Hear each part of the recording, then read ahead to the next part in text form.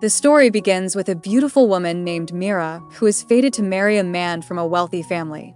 In fact, Meera's uncle and aunt, Omar and Kavita, had promised Meera's late parents that they would marry her to an Indian guy. Meera, as a modern and independent woman, initially rejects this marriage based on the fact that she wants her marriage to be for love and not for familial duty. But as this marriage is her only way of inheriting her parents' wealth, she then later finds herself having to accept it. Without ever seeing the groom's face, A.S. Meera prepares to get married. Her servant Suresh suggests that she do what her heart wants. He inspires her to write a letter to her husband-to-be and to her uncle and aunt declaring that she will not marry. She plans to run away from India itself. Years later, Meera is currently living in New York City and is the CEO of a software company. At her present company, she spends most of her working time with her friend Leslie, and her cousin Puru also works together with her. During this period, Meera's boyfriend Chris visits her. Shortly thereafter, Meera and her employees meet with an investor named Silas. At this meeting, Meera introduces a software solution that is able to delete any news, photos, or videos regarding a person that are found online, even if they've already been shared virally. In order to demonstrate that the software is effective, Meera and her group produce a false news report stating that Silas himself is an alcoholic and a male stripper. But rather than deleting the report, the software somehow makes it spread even wider on the internet. Silas is angered and threatens to sue Meera's company for defamation and ruining his reputation. Upon this mishap, Meera runs through all the source code of the program but is unable to find any fault. Puru, however, suggests that their system was likely infiltrated by foreign hackers and is the reason the software had failed. In order to fix the issue, the team decides to upgrade their security systems and servers, but this will be expensive. Puru and Leslie are now reminding Meera that she has a substantial inheritance from her parents in India. However, Meera does not know how she is going to go back to her uncle and aunt after she had been away for long, and lastly, on her friend's advice, Meera phones her family. At first, she is lying to them that she misses them, but when she says the word inheritance, Kavita goes haywire and asks why she went missing for years and now comes all of a sudden for money, her parents' insistence. Omar and Kavita are unable to give Meera the inheritance if she is not, in fact, married an Indian man. So Meera makes one more lie, claiming she is married, but her family won't accept that she's honest. They insist she travel to India with her spouse so that they can confirm it. Meera and her friends attempt to fix the problem by putting out an ad for a phony husband. The ad attracts a deluge of Indian men who are prepared to pretend. It's from young rambunctious guys to middle-aged men, to even dads who are already married themselves. Since all the previous candidates had been screened, Leslie instructed Meera to post a second ad to seek a fake husband. Meera was to put all her efforts to trying to get her inheritance. Leslie instructed that evening. In the meantime, Meera had gotten invited to an exclusive party celebrating young business people. So Puru and Leslie urged her to attend. Maybe she would find the perfect fake husband at this party. That night, Leslie and Meera went to the party. At the party, Meera encountered a man by the name of Rama. Rama owned a company called Dine Time that specialized in food services and collaborated with celebrity chefs from all over the world. Even though Rama's family in India owned a hotel and wanted him to either manage the hotel venture or become a doctor, Rama had already chosen his path. He asked Meera's company what kind of business they were into. They were talking about Silas, the same incensed investor suing Meera for the made-up news piece and who, incidentally, was also one of Rama's investors. Such a notion struck Meera's mind. Why not ask Rama to pretend to be her husband? Just as this thought crossed her mind, Silas stepped forward towards Meera and gave her a formal notice of the slanderous piece of news going viral online.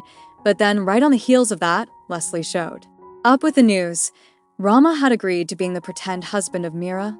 Fortunately, Rama did not ask for any compensation for helping out. Since he was traveling to India anyway every so often, he did not see anything wrong with giving Meera a hand at this difficult time. After coming back to her flat, Meera told her boyfriend Chris that she was going to introduce Rama to her family as her spouse.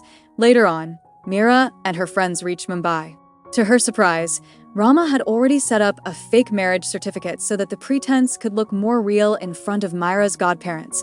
While reaching the destination, Rama gave Meera a wedding ring he bought while in the US so that their pretense could look more real. Then Meera introduced Rama to her servant. Suresh. She also warned Rama that they would not get a good welcome from her aunt.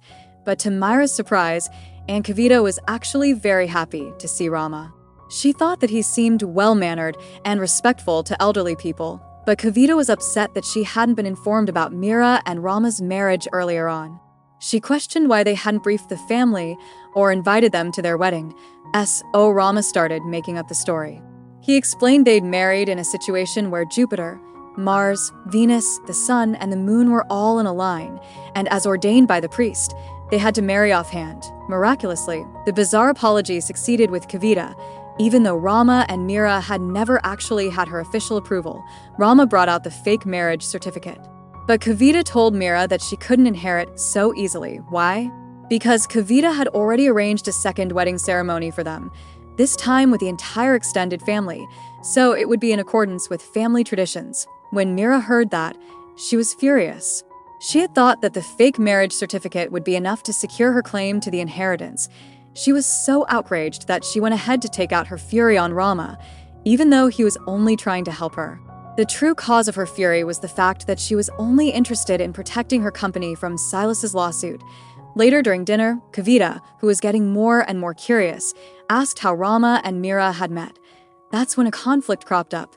Meera had said that they had met through an app, while Rama had said that they'd met at a party. But since Rama was such a good storyteller, he mixed and matched both versions in no time and created a romance one, just like they do in a Bollywood movie. He spoke so persuasively and emotionally that, even if his story did not precisely add up, Kavita completely believed him and was reassured in their relationship. After dinner was over, it was Rama who asked Meera what was really going on between her and Silas. Meera finally opened her mouth and told the truth. She informed them that Silas had offered to invest in her business, but the software her team had created made a gargantuan mistake.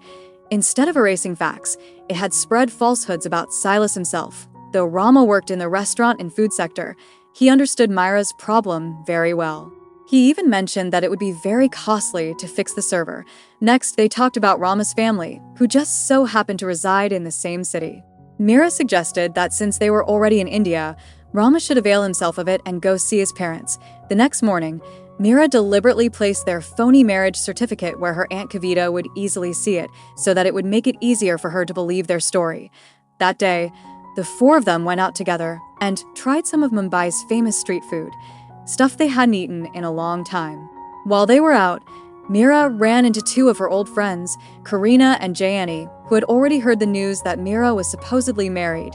Karina and Jayani hadn't heard from Meera for years, so they thought it was a good idea to celebrate that evening by attending a nightclub with Meera and Rama.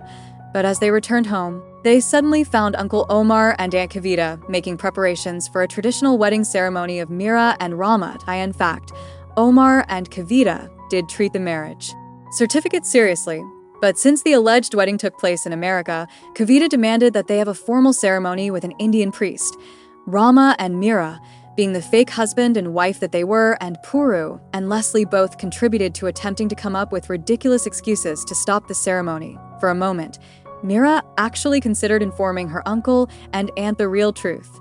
But she received an urgent note from her staff then that the crisis in her company was extremely grave. That made her recall how much she actually needed the inheritance, and she reversed on owning up. In the later hours of the evening, as a guarantee to Karina and Jayani, they all attended the nightclub. But there, Karina and Jayani were being a little too sweet with Rama. So sweet that it appeared that Jayani was deliberately trying to make Meera jealous. Meera was so frustrated with their behavior that she ended up getting thoroughly drunk to vent, and she ultimately stumbled home completely drunk. When she came back, she started explaining to him the past, how she had fled her forced marriage years ago and had come to America to start a new life. Seeing how upset she was, Rama made up his mind to take her out for a walk to settle down and explain to him what was happening. Meera was exhausted from all the lies and pretending, but she did not have many choices simultaneously. She had to save her company from Silas's lawsuit based on keeping up the charade. Rama told her to simply pretend for now, and after getting her inheritance, she might be able to end the ruse at her leisure. Around the same time, Rama's mother called him. She'd somehow found out where he was in India and ordered him to come home immediately. Meanwhile, elsewhere in the city, Meera's boyfriend Chris, after searching for her everywhere, suddenly materialized. his unexpected return sent everyone into a frenzy. So Puru lied to Chris in a rush, informing him that Meera was at the airport and advised him to go there as fast as he could. While Kavita was busy organizing a new wedding ceremony for Rama and Meera, Meera had returned home and told her that she would indeed like the wedding to be performed in the presence of an Indian priest. Kavita immediately instructed the decorations to be made ready for the ceremony. On that day, Leslie could see from appearances that Meera was slowly falling in love with Rama. Even though their marriage was a pretense right from the start, Rama also decided to not invite his own family for the wedding because the whole experience was still a sham. Meanwhile, Meera started thinking of her parents, who had passed away many years ago, and she was thankful to still have an aunt and an uncle who were going out of their way to fill that void in her life. Days passed, and they spent more time together in India, and Rama and Meera grew closer to each other, and gradually, real feelings started to develop between them. One of those instances, Rama felt like telling a secret to Meera, but then she suddenly recalled her software issue once again, and her thoughts wandered back to why that huge technical disaster had occurred.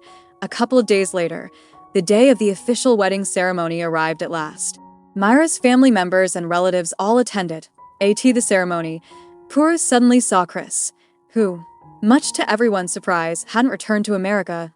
As a matter of fact, he'd only collided with Jayanti, and once he realized she did know Meera, he sat down. Omar and Kavita approached Meera in another section of the hall and told her that all they ever wanted was to achieve her parents' aspirations, to make their daughter blissful and wedded. Kavita even promised Meera that she would get her inheritance so that she might begin a new life with her husband if only she would stay in India. Once everything was arranged, Omar and Kavita walked Meera down the aisle so that her marriage to Rama might finally take place. All was well initially, but Meera simply couldn't bear it any longer and made up her mind to tell the truth. She stopped the ceremony and admitted to her godparents that the wedding was not real. But at that time, Rama had a great revelation that he was the very same man Meera had run away from years ago, before their first marriage. This revelation disheartened Meera to no end. She held Rama responsible for all this just in order to revenge on her. Then Omar and Puru sympathized with Rama. This was the second time he was rejected by Meera. Puru reflected that maybe Rama actually fell for Meera and only desired to fulfill the marriage which remained incomplete years ago, this time not because of ulterior motives but with genuine love, since Rama's genuine intentions were still unclear. Leslie and Omar asked Meera to talk to him again. To them, Rama was not an evil person and had never intended to harm her. All this made Omar reflect about his own past, how at first, Kavita had refused to marry him, but subsequently she'd accepted, and now they had a happy life together. The following day, Rama came back to his parents' house and told his father the whole episode of the forged marriage about her. He admitted he never informed Meera the truth, but his father could sense Rama's real feelings and asked him to speak with her immediately.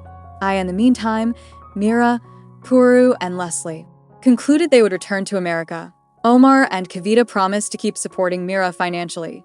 The same time, Chris also arrived to bid farewell to Meera for the last time, as he had chosen to remain in India and become a film actor. While they were driving to the airport, Rama suddenly ran towards their vehicle. Puru promptly requested the driver to halt, as they were genuinely moved that Rama, having been rejected twice before, still wanted to meet with Meera. The moment Meera and Rama were alone, Rama told her that since his first proposal, he'd always been in love with her. He informed her he had felt the luckiest man on earth after having seen her again in America, and all the while his love for her kept growing. Those heartfelt words did finally melt Myra's heart and made her believe that this time, she was going to start their real marriage, once and for all.